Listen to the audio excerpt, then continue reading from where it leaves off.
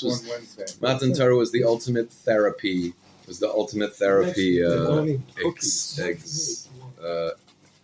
Experience.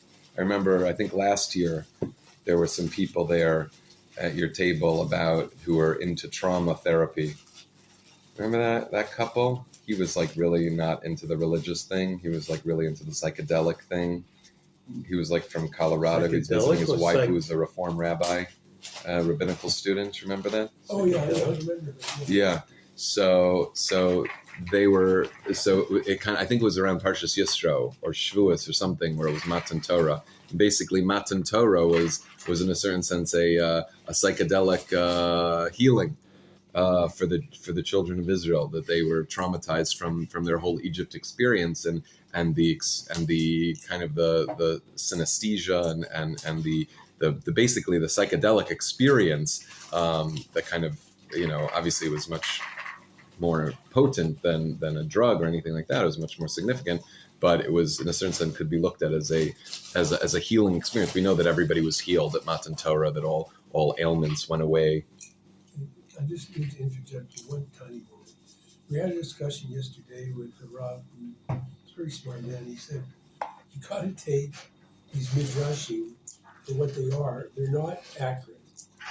They're not Torah-based. They're not Torah-based? What does that mean? They're not Torah-based. They are Torah. No, excuse me. The concepts may be Torah-based, but they, in fact, are not accurate in terms of. I liked your introduction with the guy is a smart man. He's really smart, because that's a good. It's been done by a rabbi. Went through it. I'll find it for you. But basically, people go around making these statements about midrashim as if somehow they're in fact, and they're not in fact. Well, listen, no one is no. Okay. For example, Nachshon. There's no fact. There's no for sureness. Now, somewhere down the road, at the end of the Torah, there's some reference when Nachshon gets brought up in terms of they say the tribe of Yehuda comes in front of the other tribes, and therefore they draw from that and pull back and say. Wait. Why should we doubt the veracity of the Medrash? Is there another opinion that you were aware of that contradicts that? That says, well, I don't know what you're talking about, Nachshon. Like he went into the water or something. So that Medrash says he went first into the water. What reason do I have to dispute or to think that? So what? There's tons not in the Torah. All of a sudden, if it's not in the Torah, it's not. What about how did tefillin look? You care about how tefillin look? You think it's okay how the tefillin you have? That's okay. That's not written in the Torah. Okay. Why do you believe that that's true? Okay, I'm not sure that Why are you getting so hot? Oh, you're not sure that is true. It says token for us. I believe it's supposed to be. Okay, fine. Well, if you don't believe that's true, then fine. Then it's then at least you're consistent. Midrashim, you keep quoting it. Well, I don't get it. Midrashim, like. What's the difference between there's Medrash Halacha, there's Medrash Agadata, like the same Medrash that says Nachshon ben Aminadav in that story and all the other stories is the same Medrash and the same Masorah that says what tefillin should look like and how tzitzis should look and how everything we do looks. So it's like, I don't understand why pick and choose and why say, well, this Medrash I'll believe and I'll follow and I'll accept, but this Medrash I won't. Why? Because it sounds far-fetched. Well, why are you believing any of it? The sourcing of it and the reason for coming up with the analysis is I don't get what you mean, the sourcing of it. It's the same source. It's the same place. The same place that where you learned tefillin from. Where you learned tefillin from, it's the same place. It's the same place. It's the same tefillin is Gemara? What's Gemara? Gemara is after Medrash. Gemara is after Medrash. Medrash is Tanaim. You hold by Medrash. I hold by Medrash. I hold by Torah. I hold by Torah. When you make a statement about Medrash, you have to say to people, this is Midrashim, and it doesn't have the... No, I don't have to make any caveat whatsoever. Then you get people walking away with these Midrashim and quoting them or thinking, this in fact is what happened. It's not accurate. And why not? How do you know it's not accurate? How do you know? Where's you have the CCTV tape that Nachshon wasn't the first one? How do you know that it is? Because I was told. So I'll drink Coca-Cola. You think that being told by the Tanoim and Chazal is the same thing as being told by Coca-Cola about I should take those claims and those claims the same weight? I was told, show me where, but many of the things that may be called Midrashim, I believe, I don't know myself, you can tie back to this place in the Torah. You say this tells us that this happened. This conversation, by the way, is a perfect introduction to what we're going to talk about today. Great. A perfect introduction, because Did you set them up? no, I didn't, and I hope we can. I mean, this is it's really crumb ideas you're getting over here. I mean, really. I mean, it's unfortunate because midrashim, it's just not consistent. It's like because I don't get that that something could happen like this, and it doesn't sound so whatever. The Torah says the sea split. Wrong. It says in the Torah you should have totokos on your arm. What the heck does that mean? Excuse me. So there's where it's stated. Now, what's in it and what's it about? Okay, that's open for discussion, but it's there. So, Okay. So that is something that I can believe. I don't have to say for sure because there's Rashi and there's Rabbeinu Tam. Yeah. So you have different even ideas in that. Yes. And I'm sure before Rashi, before Ben Tam, there was someone else. So how do we know what we're doing is right? Exactly. That's its whole point. Do you think that it's okay to just do you think we I think we can't have to know think that of- what we're doing is right? Yeah, I think there's things we have to think ourselves. We have to put it in perspective. We have to go by what we were talking about the other Like, why day. should I eat kosher? Why should I eat kosher? Why should I eat kosher? Because shechting, it says in the Torah, one of the proofs or one of the hints that there's an oral law that accompanied the Torah is that it says by shechita you shall shecht as I showed you. And if you look through the whole book, flip through the whole book, No, but it does not say excuse where. me, but it does talk about shechting. No, it doesn't. No, it doesn't. As I shall show you. As I told you. Okay, But so- where? It didn't say. Oh, yeah, but So I'm There's a forced to foundation. rely There's a on a foundation. tradition. I'm forced to rely on an oral tradition that I- accompanied the Torah, that tied it to the Torah. To the Torah. Yeah, but it's not in the Torah. Book, It's not not written in the Torah. Book, not It could be that I could have to shecht this way. could shecht this way. I could have to shecht with an Wait, axe, with a Right, knife, with but- this. I don't know. But the idea is there and the issue's there, so it's done. And also, Kriyas Yamsuf is there. Nachshon ben Amminadab is a detail in the story that is already in the Moses Torah. split the sea with it. I know, but there are all kinds of details that aren't there that flesh out the story. I don't hold. I mean, think the sea splitting, logic that of your story argument to me- is a broad brush stroke of a story. There are many details and facets that occurred within each individual person. They had their own story in that story. The Midrashim are finding places where the Torah could have been written differently, and because it wrote that way, there's a hint which again is hooked on an oral tradition from Moshe, from Har Sinai, that there's an oral tradition that, there's something else going on here. The 12 this, the rock this. Let's go. There are concepts that Midrashim. I'm not sure why we wouldn't believe them. Why we would choose to believe this hook and not that hook. I don't understand. Show me the hook, and then we can talk about. Okay, that's part of Where's learning the hook? Midrashim. Part of learning Midrashim is part of seeing in the text where they saw that there was a hint to something. And it's not like, oh, I see this hint, and now I'm going to make up a story.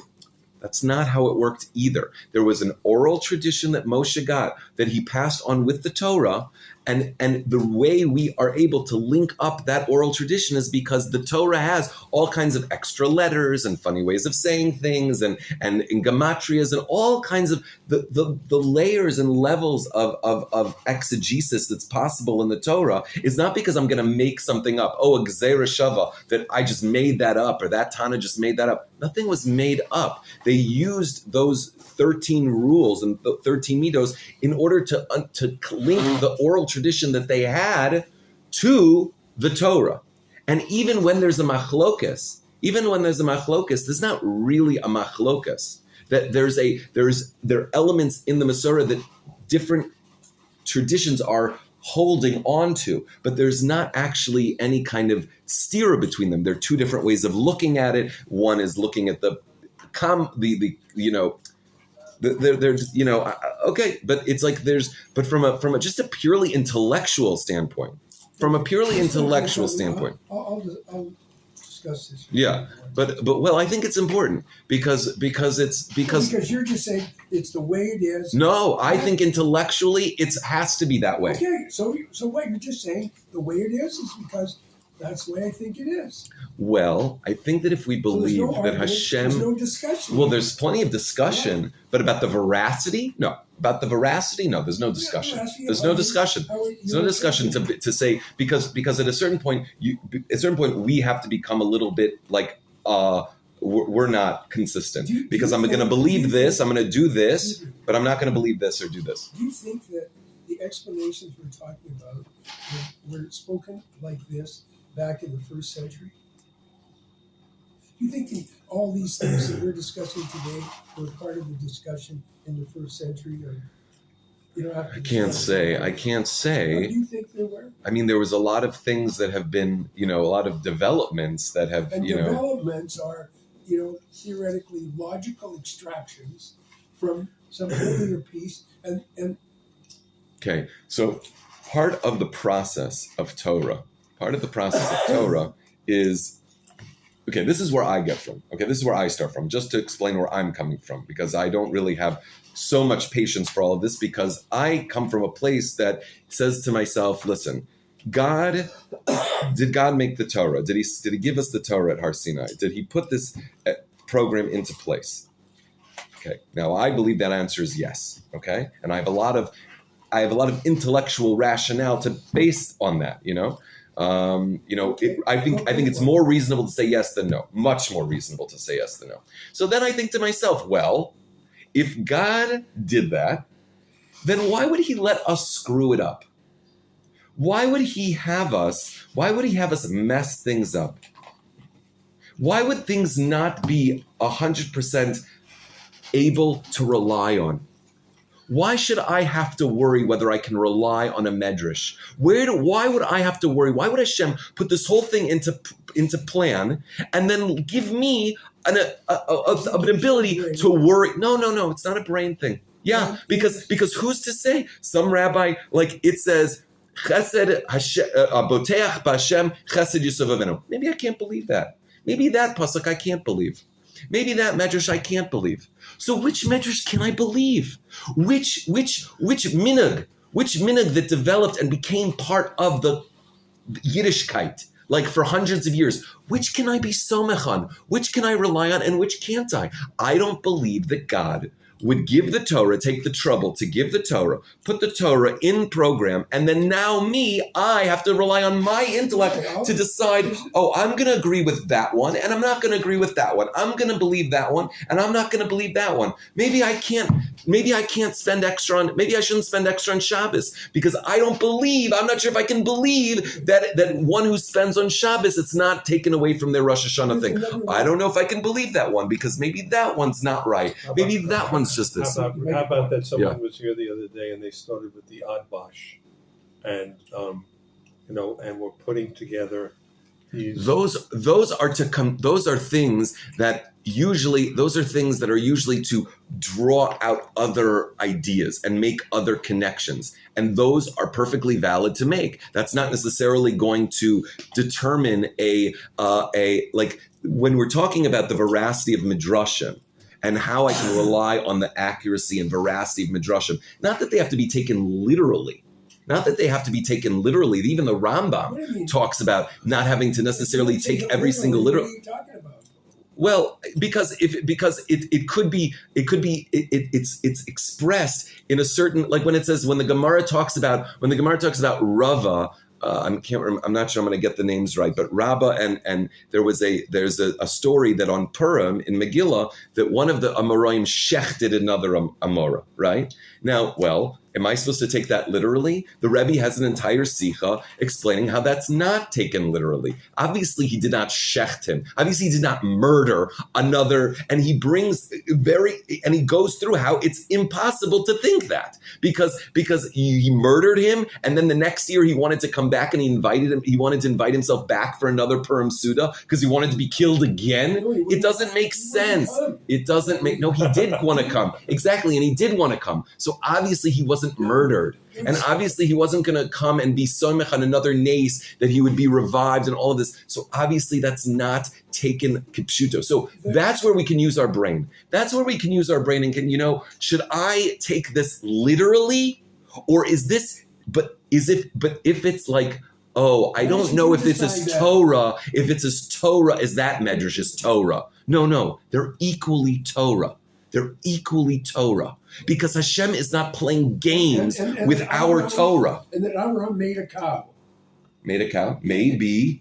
Really? That's a midrash. He made the cow, in that way. Because it doesn't fit with your brain. Do you know why we wear a kippah? Do you know why we wear a kippah? Because we put a cap on our brain. Our brain has a cap. We can't understand certain things. If 100 years ago somebody told you this desk is 99.999% space, you're going to say that's ridiculous. That's ridiculous. This desk is 99.999% space. That's stupid. That's ridiculous. It's actually true.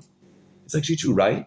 It's true, right? This is 99% space. 99.99999% space, right? Doesn't look like that. Doesn't make sense to me like that. Well, newsflash, we don't understand all this stuff. It doesn't all, and this is, so you would expect when the Torah. You go ahead.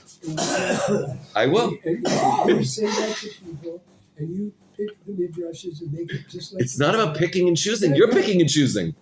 No. You're saying this medrash, it doesn't make sense, so I don't believe. This medrash, we do the totafot, so I'll believe that. It's possible that occurs, but it's not mukhrach.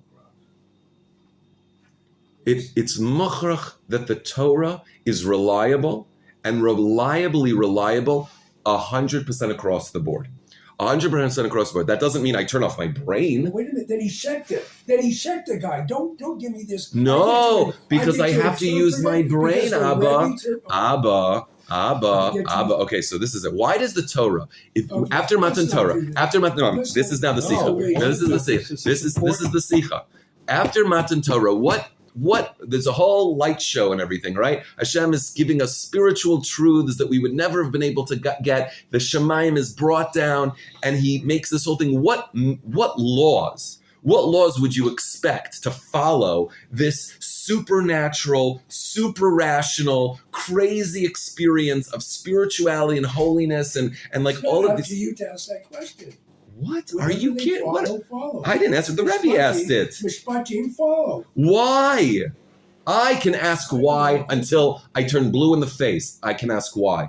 That's part of it. I ask why. I ask what. I rip this thing apart. I rip this thing apart because I believe it's true. And you know what? It's these smart people. It's these smart people that are so lazy that instead of ripping it apart, they say it's not true. It's not what it means. And it's an intellectual laziness because they can't, because it's whole, like the Rebbe. The Rebbe was a genius. He was a genius that would have blown all these smart people out of the water with his exegesis, his critical analysis. But you know why he had this critical analysis, why he asked the hardest questions and was able to come up with the most brilliant understandings? Because he believed that it was true.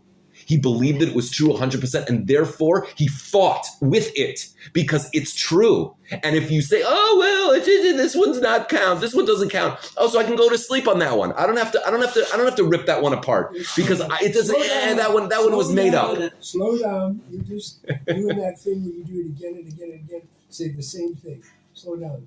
It doesn't mean that there's not possible that there's an option. It doesn't mean that. Maybe there was an option. But it's not for certain. For sure it was. The Medrash says it was. I know, but I don't think that's something that is, we have to say it. And I think that's intellectually totally ridiculous. Let me say something. The Medrash could be interpreted that it took some people, even when the sea split, to have the guts to move forward, and that tribe of Yehuda was the leadership, and they moved forward first because they were the leaders. They came from King David. And the idea that maybe they headed in first, or that leadership heads in first, you can interpret it like that. But it doesn't mean that listen, I think this is one that walked up to his nose, and as the water opened up, he kept walking up to his nose. because why? Why is that so foolish? Is that just foolish? It just sounds foolish to you? It's not foolish. So then what's the problem? It's not based in anything. It's the Medrash. It's our Torah. It's our Torah. That's what it's based on. Wait a second. Why does God say, put your staff over the sea and split it? If Nachshon's the one who splits it or walks up to his nose, why does Wow, golly, there's never been a story that's had different perspectives and angles, and that people have different, that there are different ways of showing and shooting a story and a scene. It can't be that there are different angles. Wait a minute, he says he splits it with his staff. And that's at the same time that Nachshon went right in there. I understand. If you have problems, then you ask your questions. You ask your questions, and that's all what it's about. That's what learning is about. This rubs me the wrong way. That's fine. Just one sec. One quickie. Shlomo says Shlomo's your guys, right? He says that that Nachshon went all the way in. He went all the way in. He needed to have a mikvah because Hashem did not recognize the neshamas that were told to him that they were going. It was told that they're going to. This is already getting now very far out. I'm just telling you. No, that's right. I believe that. Shlomo said he. Listen, I'm talking about midrashim. I'm talking about accepting the veracity. What is the authenticity? What is the authenticity? What is the authority of midrashim? Why do you? That's the question. The authority of midrashim. I feel like that is the question here, and that is, I feel like, a non-negotiable. That's a non-negotiable. The authority of midrashim. A midrash has a concept. There's an idea behind the midrash. We're being told something because it's giving us some understanding. So the understanding may be very valid. The mechanism may be very valid. Well, I'm glad. The understanding may be valid, but the mechanism that we get to it doesn't have to be accurate. No, I don't think that is. I don't think that that's an acceptable position. I'm sorry. I don't think that's an acceptable position. Okay. I don't think that's intellectually honest. I think it's intellectually lazy, and I think it's totally lazy. I don't want to believe this to be true because it doesn't make sense to me. What you're doing, you just accept it. But that doesn't mean that I don't challenge it. If you want to challenge a medrash, challenge it. Say, how could it be that Nachshon did this if the staff did this? Great, I have a kasha. But that's not to say it must be that the medrash is not authoritative because I have a kasha. Good, we have a kasha. You don't die from a kasha. I asked about this with the Rebbe yesterday. What's the source of the medrash, or what's the source of doctrine? And he said, at the back of the Torah, there's a discussion where the Jews went first. Which back of the Torah? Which back? Which back of the Torah? Give me a break. Give me a break, a Rav. Give me a break. Give me a break, Abba. Really. It's a bunch of BS. I'm sorry. Spend a moment and research it. You give us at the next time where the doctrine comes It's from. not bothering me. If it's bothering you, gesund to hate, figure it out. But it's not my job to figure out what everybody's bothered by. But the answer to being bothered is not, well, I guess we can just erase that one. I guess that one's not so important because it bothers me intellectually. Good, let things bother you intellectually. I'm not talking to my children right now? Two children. You're not talking to children right now. I don't think I am. I don't think that's my attitude about just erasing. Well, that's where it sounds like. No, you're interpreting it that way, just like you interpret a lot of other things the way you want to. I'm not. No, you do. You just want to make everything the way you think it is, and therefore everything fits into your analysis because it's all accurate. I just need to show that, but I don't really need to because I believe it going up front. No, excuse me. It's because I believe in the Torah. That's why it's so exciting. Because I'm not saying you don't believe in the Torah, but I'm saying that the reason I'm still stuck on the back of the Torah. What's the back of the Torah? Why do you even have to ask the question? Because you have to understand more. Okay, here we go. This is the Sicha.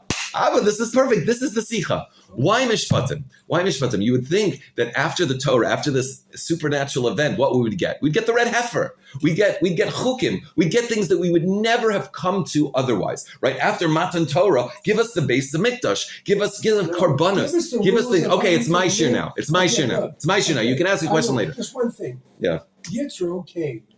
Now, why is it named after Yitro? We're in Mishpatim now. What did Yitro? What Yitro? The names of the Parshias? Abba, don't dwell on the names of the Parshias. Come on, the Greeks made that up. First thing, no, that's not what I was told. No, Yitro.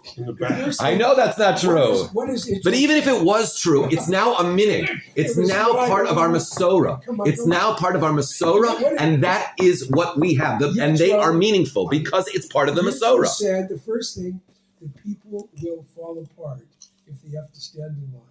That's what he said.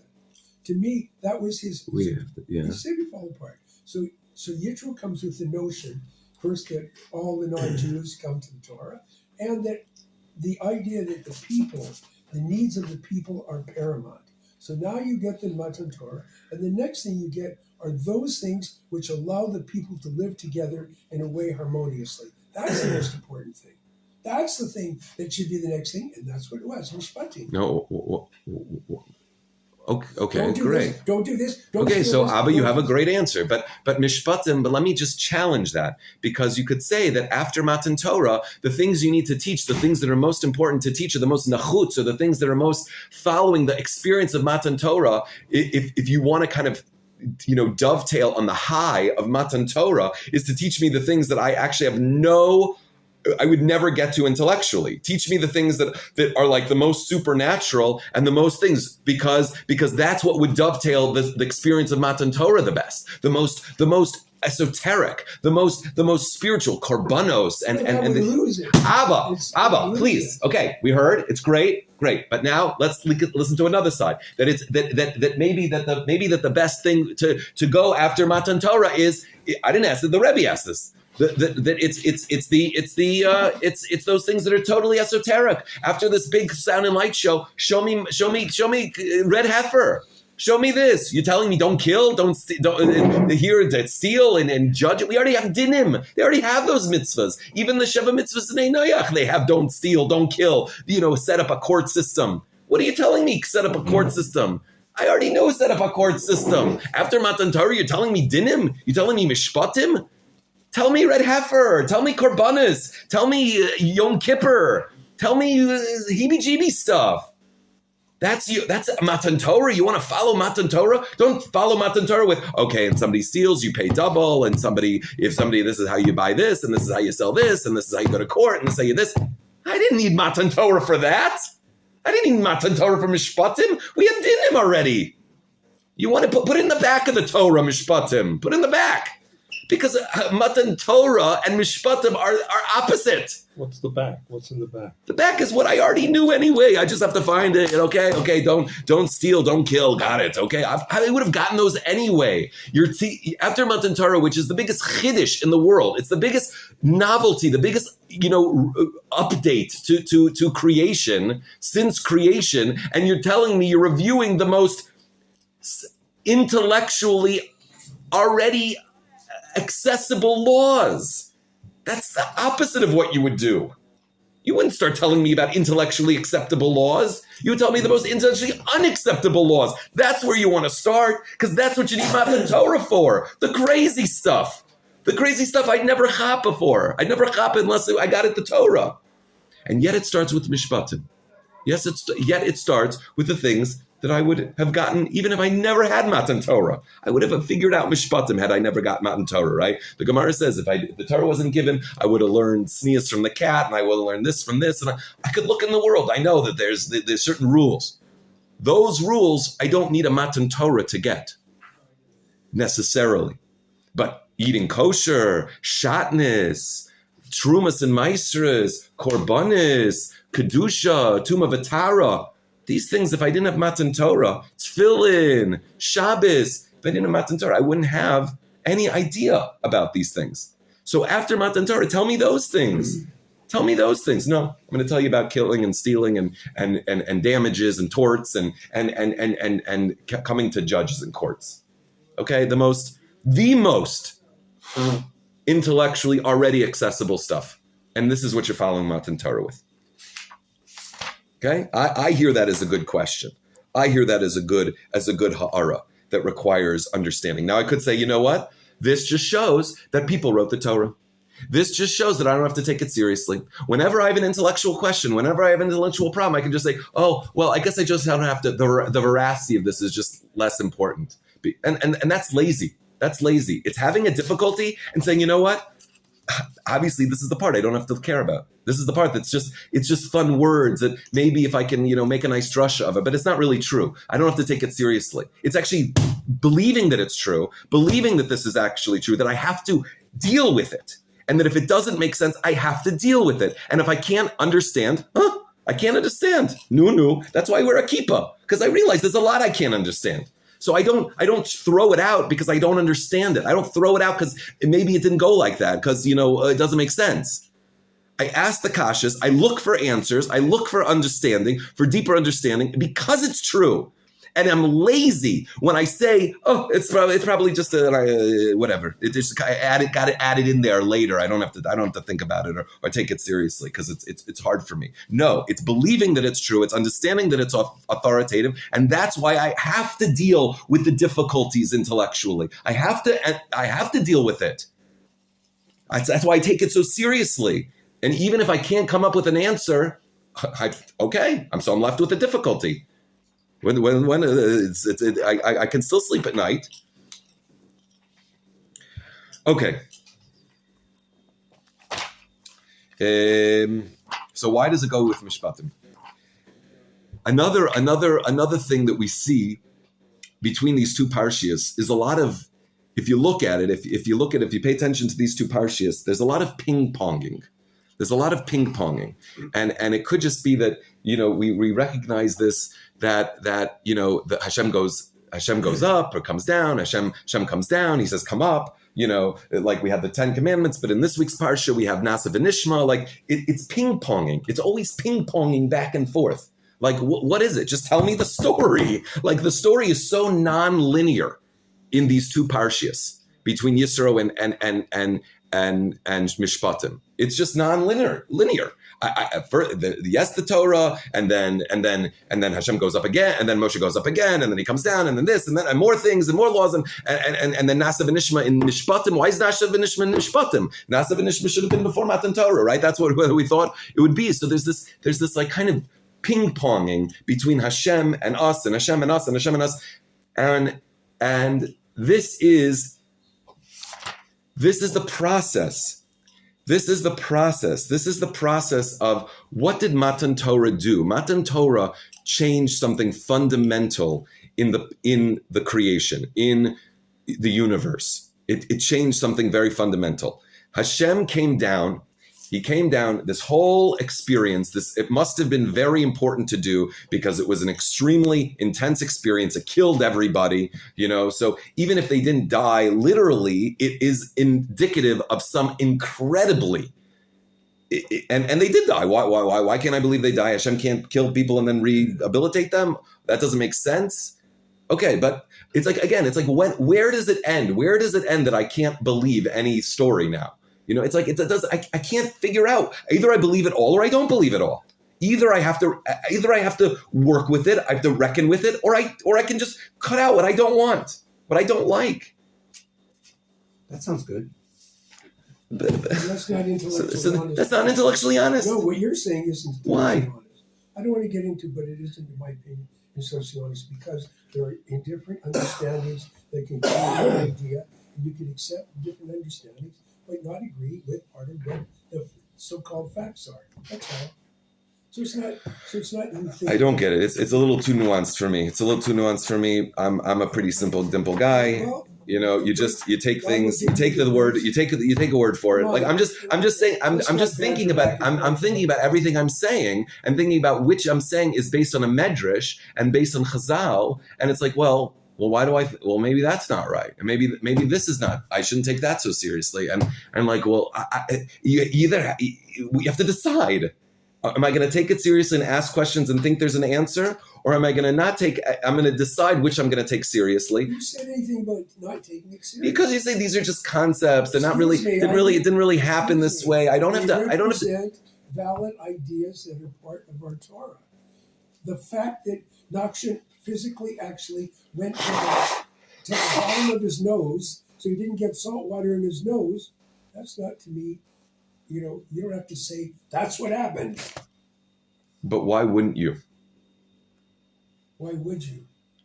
Because why would I choose that medrash, that story, to not think? I just don't know why I would choose that one. Is that if there's something, if it contradicts something else, like it says, like, well, didn't Moshe do the staff? So then, okay. So then I hear there's some kind of a contradictory element, and so I have to kind of figure out, well, how do I work that out? Maybe I don't know. Maybe it's kind of left with a question mark. But to think, well, that medrash just to write off that medrash, to say it's not literal, it doesn't mean what it says, then I have just basically kissed that understanding away, that deeper understanding away, because I've just written it off as not having to take it literally, which in my mind just means I don't have to take it so seriously. I don't have to deal with the difficulty, because that one I'm just gonna say is just a cute story, a cute mushal, a cute something or other that I don't have to really, really grapple with in how it works with other things that I know. And that's how Torah works. That's how Torah works. And that's really why we're starting with Mishpatim, because it works with our thinking. This is the process. Emunah, and then us. And then back to Emunah. There is this. We got Matan Torah. Matan Torah opened up a whole vista, a whole possibility to correct the world, to fix the world, to make the world a dir b'tachtonim, to imbue holiness within the world. Before Matan Torah, there was a like a gezerah. There was something in the fabric of creation that did not allow holiness to imbue itself into physicality. Ruchnius was ruchnius, and gashmius was gashmius, and the two ner shall meet. That was how it was before Matan Torah. When the avos did mitzvahs, they did it on a ruchnius level. They did not imbue anything in physicality with kedusha, except when there was a mitzvah of bris milah. Then that was imbued in as a very symbolic and important thing. But aside from bris milah, there was no. When we talked about this, when Yaakov Avinu did tefillin, he did it with the sticks, with the goats, that he took the strips off, and that was with the kavana of tefillin. Everything was just in kavana, in thought, in spirituality, not in physicality. Spirit, before Matan Torah, there was no ability for the physical world to be imbued with godliness, with ruchnius. It was a gashmi thing, and not. Ruchnius could not imbue itself. ChatGPT. Midrash is not meant to be taken as historical fact in the same way as it is a historical record or a literal reading of the Bible. Wait. ChatGPT is not an authority. It's not an authority. It has its own hashkafas. We should not be learning hashkafa from ChatGPT. And if you want to ask what's halacha, what's the orthodox, ChatGPT searches all the internet. That means it searches Christian internet. It means it searches atheist internet, conservative internet.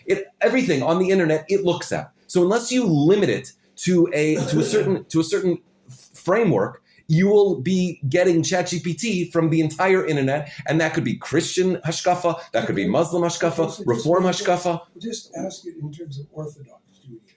Let's not. Let's talk to our rabbis. Let's talk to our guides. That's who we have to ask these kinds of questions. When the Rambam says, ChatGPT, if I have an issue how to fix my car, I'll ask ChatGPT. When the Rambam says Rashi doesn't know what he's talking about, explain that. When Rashi doesn't know what he's talking about? When the Rambam says Rashi and Ebenezer don't know what they're talking about. Show me the way say Rashi doesn't know what he's talking about. Okay, I'll find it. Show me that language. Yes, there is Harif language among the Rishonim. There is Harif language among the Rishonim. Absolutely, because they want to make their point. They want to bring their point across. But it's done with absolute respect and honor. They would never bring Bazooka, Joe Bazooka, and say Joe Bazooka doesn't know what he's talking about. I don't have to bring Joe Bazooka because nobody ever thought he knew what he was talking about. By bringing them in their own midrash, in their own mefarshim, in their own perush, it is to show the unbelievable honor that they have for that opinion. But they're saying, if you look at it this way, that doesn't answer the question. If you look at it this way, that doesn't answer the question. There's still a question. And Rashi's answer leaves that element of the question totally open and exposed. And that's why the Ramban has to come and show his angle. And that's also an element. There's also such a thing, Shivim Panim LaTorah, that there are 70 faces of the Torah, that there are multifaceted ways of looking at it. And certainly that is a part of this conversation. I'm not dismissing that. But to say that, one face I don't really want to look at because I don't take it like, okay. So yes, the Rishonim did fight with each other. They did argue with you, just like in the Gemara. But you have to understand, 99.99% of everything is agreed upon. Okay, and what they're disagreeing about is usually in the details.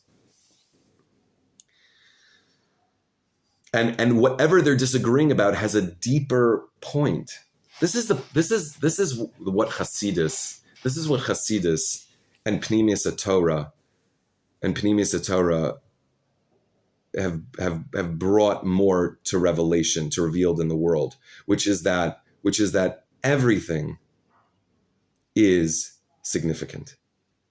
Everything is significant, especially in a Jew's life, and the closer you get to the inner Jew's life, and that obviously the Torah is like really close to that, it harmonized with that, then you are talking about something that is like Hashem is like on a microscope with.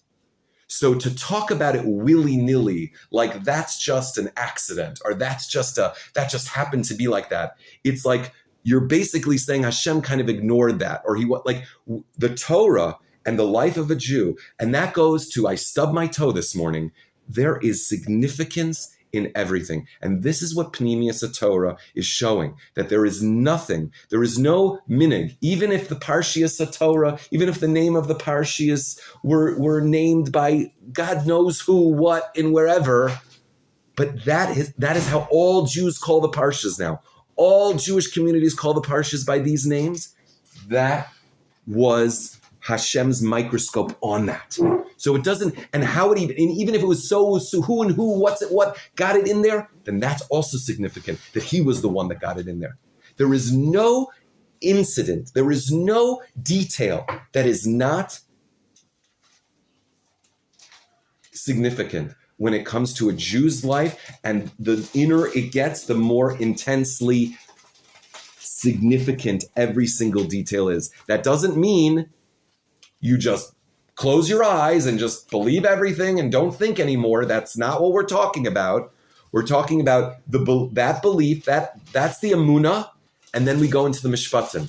And we have to, because mishpatim are so connected to our thinking, right? We have an idea when somebody steals what to pay, when somebody how to do justice, right? When somebody tells you this is the law about when it comes to kashrus, you're like, I don't know what kashrus should be anyway. So I don't really have much to think about. It's not really, you just tell me what it is. I don't really know. But when it tells you, when you steal, this is how much you have to pay back. You're like, really? Why would I pay that back? Why would I pay double? Why would I do this? Why this? Because you know what? When it comes to dinim, when it comes to mishpatim, I have an idea already. I have a way I grew up that has a moral code, that has an ethical, sensibility.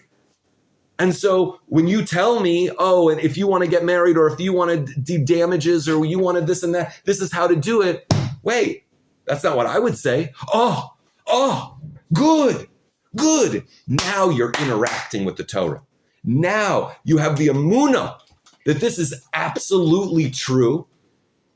that this is absolutely from God, but hey, you don't agree with it?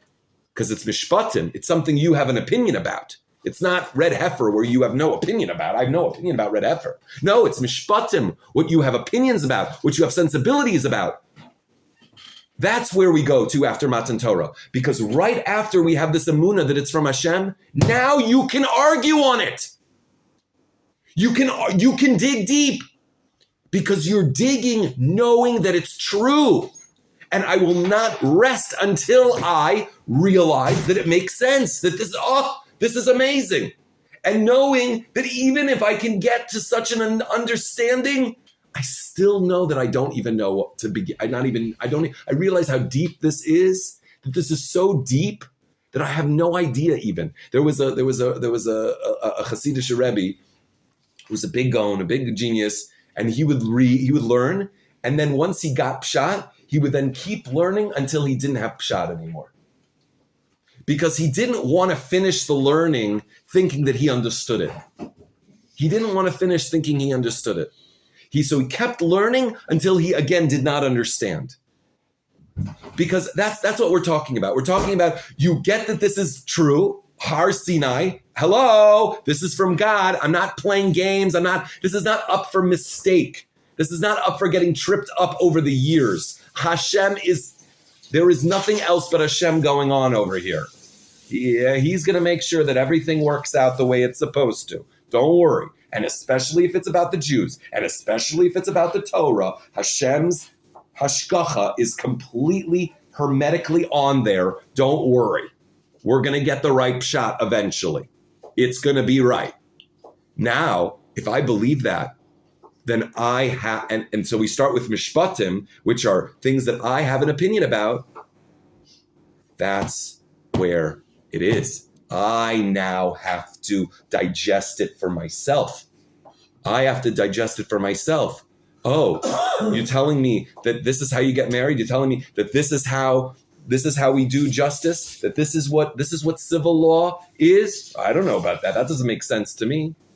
Oh, good. Now figure out why it's right, why it makes sense. You get yourself in it. That is why the Jews got the Torah, not to just leave it on the shelf and to read it, but because since we know that it is so from God, we want to make it a part of ourselves. And that is what, from Matan Torah on, it's us. It's us digesting it. And that's why it starts with Mishpatim, because Mishpatim are something we have to work to digest. We don't have to work to digest red heifer. Just tell me what red heifer is. What's the rules? You think I have an opinion what it should be? No, it should be burning. It should be this. It should be this amount of water, this amount of days. It's a complete chayk. It's a complete chayk that doesn't have any seichel to it. There's no logic. So what do you want me to do? What do you want me to think about it? No, there's nothing to think. You just accept it. No, he doesn't start with that. He doesn't start with that. Because the Torah is not about just accepting it.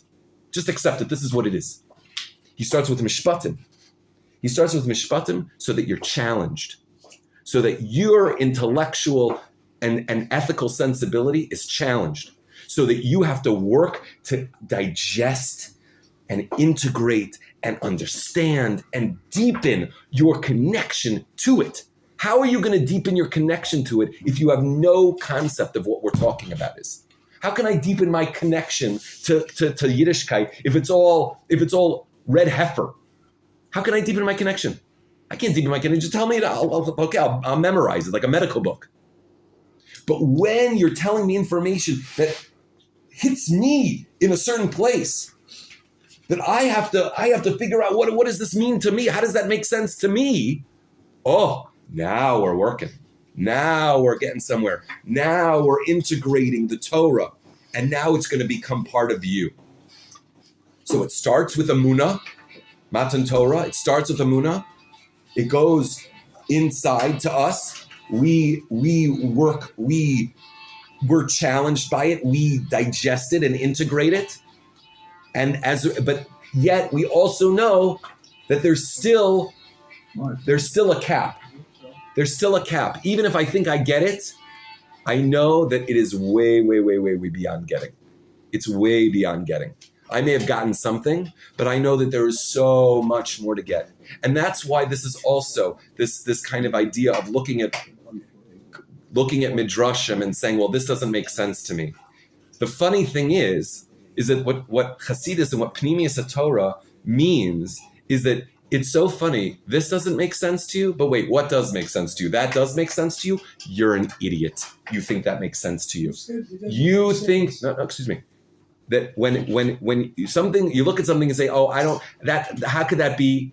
But I look at that and that does make sense to me. That does make sense to me. How to treat animals, feed your animals right, throw away send away the mother bird. That makes sense. I'm happy with that. You think you understand that? You think you understand that at all? You do not understand. You get good. We should work on making ourselves and integrating ourselves with the Torah to the best of our understanding. But at the end of the day, we also need to recognize that I don't understand nothing. That it is infinite. It is so much more. You understand. I give you a drop of the ocean. You understand the ocean? You understand the ocean? So if I give you a drop and you don't understand, oh, so what? It's not. I understand it's wet. Yeah. I do understand. You understand it's wet. Great. You understand it's wet. But somebody said, do you understand the ocean? I understand an aspect of the ocean. Okay. But there's such infinity. It's so beyond that we always have to acknowledge that even after we get an understanding, there's still more that we just are. That we don't say that my understanding is where it ends. That if I don't end up getting it, then I have to write it off. Or if I don't get it, then there's something wrong. No, I go back to Emunah. Then that itself, the Emunah itself, is what gets me in to working it on in me. So don't think that the Torah is somehow just a bunch of things that we have to accept. And if it makes sense, good. And if it doesn't, meh. And that's what my relationship to Torah is. I have to take all of the Torah. And I have to work it through me. And that's the process. The fact that I take all of the Torah is saying that I'm an Eved. What is the Torah? After Matan Torah, what's the first halacha? Avadim, slaves. Because my life is a service to Hashem. My life is service to Hashem. What my life is my fun, my entertainment, and if Hashem, I should also mind Hashem. I also have to pay tax to Hashem. He's keeping me alive. He's keeping me alive every single moment. He's giving me everything every single moment. Do I have any other option? I mean, is my existence anything else but completely devoted, like indebted to God? And this is what He's telling me He wants? Is it me, and then I get to figure out how God fits into my life? Or is there God, and I've got to figure out how I fit into His world? So we have this emunah, and then we know that we don't put our intellectualism on the side, and that's why it goes with Mishpatim. That's why it kicks off with Mishpatim. Not to tell me that Mishpatim we want civil society to function well, and so we're going to start with Mishpatim because it's just more practical. The reason the Rebbe says it goes to Mishpatim is to say that if it didn't go with Mishpatim, you would think that your intellectual reasoning is inappropriate or not necessary or not valued. No, quite the opposite. The reason we go from Matan Torah to Mishpatim to laws that we have very strong feelings about and already feelings one way or the other about, that's because the Torah is saying, and Hashem is saying, I want you to be involved. I want you to be challenged and work and ask and delve and integrate and put it in. And that only happens when I put up my antenna.